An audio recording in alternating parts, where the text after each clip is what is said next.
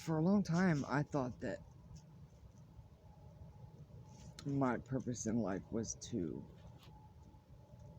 speak about my own personal experiences in order to help other children who have been through the same thing.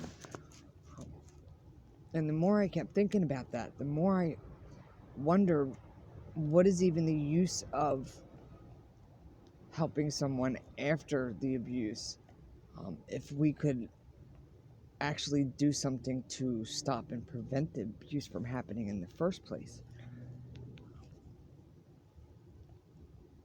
And because I have been in the system since I was a very young child, I have gone through the child protective services, court system, counseling,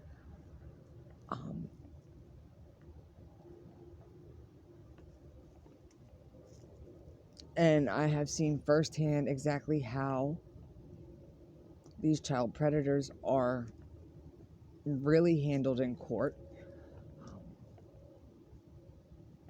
And I can see that 99% of what we have been educated and taught on when it comes to people like this is extremely false, and in fact, intentionally misleading. So I decided that I'm going to talk about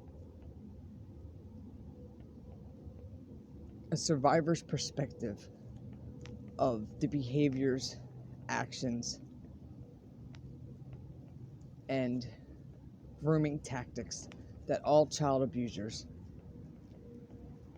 exhibit. But the first thing that I want to make absolutely clear is anybody who abuses a child is not abusing that child because they were abused. That is a fucking myth. And I myself am a perfect example of this. Abusers know exactly what they're doing. If they are capable of getting married and going to work and all that, they are not uncontrollable. In fact, they are so in control of themselves that they are able to continue to present this false mask as a good father or a good uncle or a good neighbor or a good coach or teacher.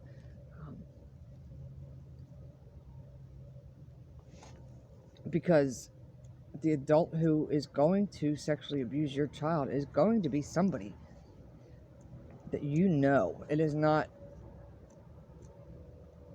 the neighbor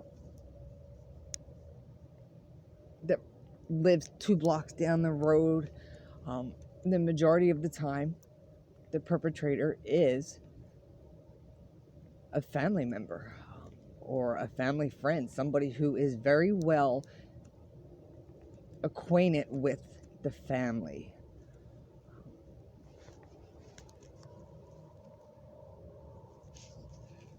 And they know exactly what they're doing. They deliberately target women with children. They deliberately target children who are lonely, children whose parents work a lot. Um,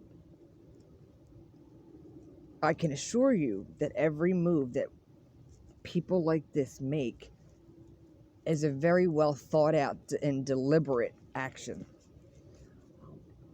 And this is exactly where our education has been so misleading and wrong. The first time I learned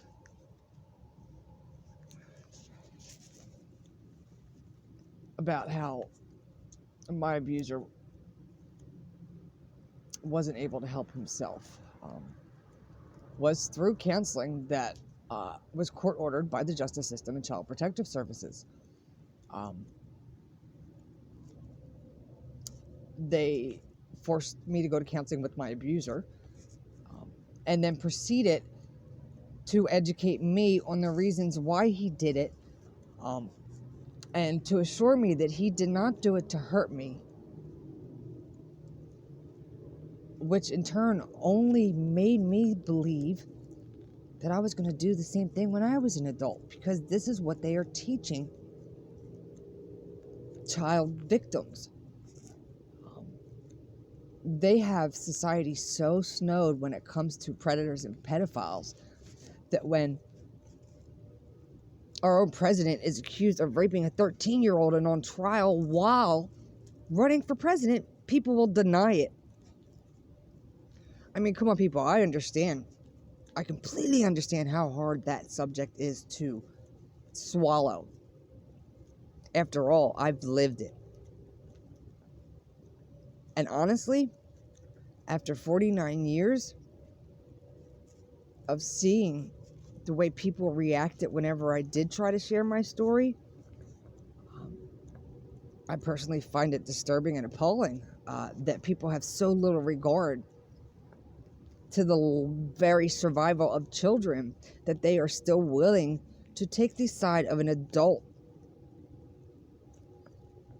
So much so to the point that an entire family will protect a known abuser while scapegoating and outcasting the victims of these abusers who continue to speak out. So that's what my channel is going to be about. I'm going to start talking on what it is really like growing up with an adult who sexually abuses you, who these people really are, and just how much in control they are of themselves. The whole system is a racket. Back in the 80s, when I first turned my stepfather in, the courts were giving him a weekly check to go to counseling with me. They were paying him and still giving him contact with me, even though he admitted it. But he knew by then that the courts didn't take this kind of thing seriously, and they never have. In fact, from what I experienced, the courts totally dismiss the truly damaging developmental stunting that happens when a child is sexually abused, which can be passed on throughout generations when not properly treated. Anyway, I don't know how long my videos are going to be. I'm not sure if I'm going to add tarot cards to it. I've been wondering how to incorporate that into what it is I want to do. And in all honesty, I think it might just be easier for me to just speak about my experiences, but in the way that I perceived my abusers in my life to be who they really were, despite everybody else's denial.